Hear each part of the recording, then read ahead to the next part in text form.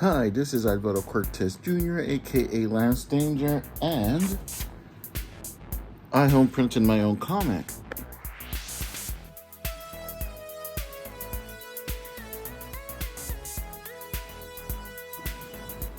As I stated, I printed out my own comic. I'm going to show you real quick how it actually came out and a bit of a backstory to it. I'll maybe talk about some of the materials and such that I used. If you guys are interested in a more in-depth how-to, let me know in the comment section and I'll definitely do a more detailed video of how I did it step by step. Alrighty, so the printer that I used was the Workforce 7840. That is an Epson printer, and this is the copy that I used to show jump if you're gonna jump. Hey Luna, say hello Luna.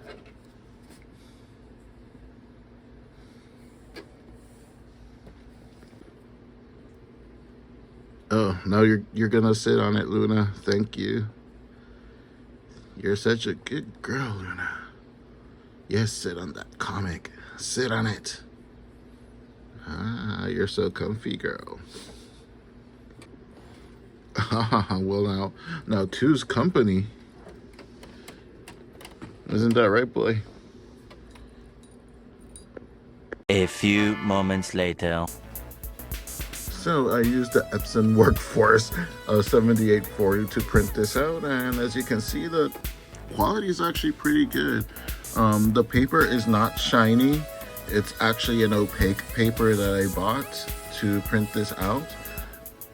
It's relatively thick. It's almost like cardstock, so it's a pretty sturdy comic. As you can see, look at all these details in the background, in the clouds and whatnot, and the cover itself. Now it is a self cover, so that means that the same paper that I use for the cover is the same paper that I use for the interiors as well. And once again, just look at these details. And again, this one is not perfectly cut, so this is the one that I used pretty much as the one to just let people kind of thumb through at the table so they can get an idea of how the comic looks like and what it is about and whatnot. Again, I'm blown away by the quality of the print of this printer.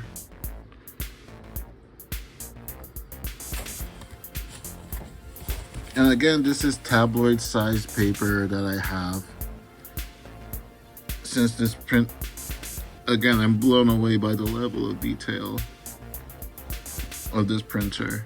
This is not an endorsement for this printer, and there are other printers that are probably more viable economically to an extent, because this is a cartridge based printer. And it's not like the EcoTank, for example, that you can just refill the inks from ink bottles and whatnot. This you have to like buy the cartridge. There are other ways around it, but you do risk damaging your printer and whatnot. So I don't fully recommend that. Once again, this, not to pat my own back or anything, but this just looks good, this printer quality. So there you go.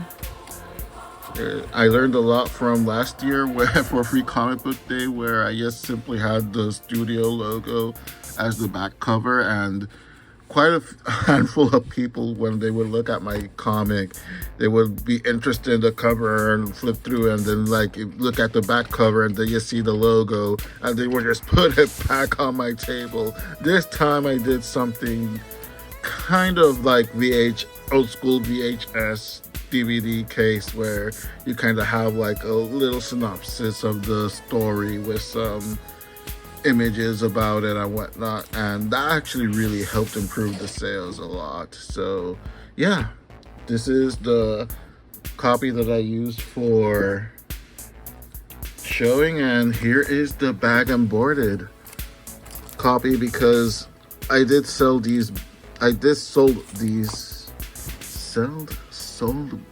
blah.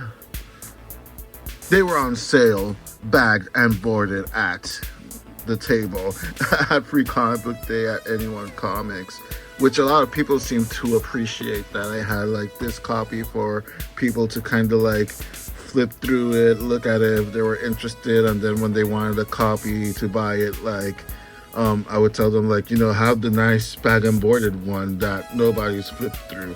And, you know, that's good customer service right there. Like, hopefully that means that whenever they see me again, they know they're going to get a comic that I'm going to try to treat as well as possible. So there you have it. Once again, this was DIY.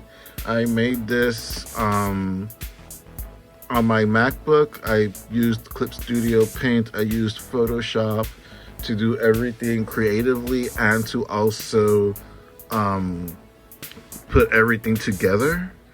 And then I went ahead and printed it out on my Epson Workforce 7840. Then I used the Gadgeteen paper cutter to cut off all the gutters and stuff, all the white space. Then I used the big ass stapler from Staples that I had gotten to staple this bad boy together.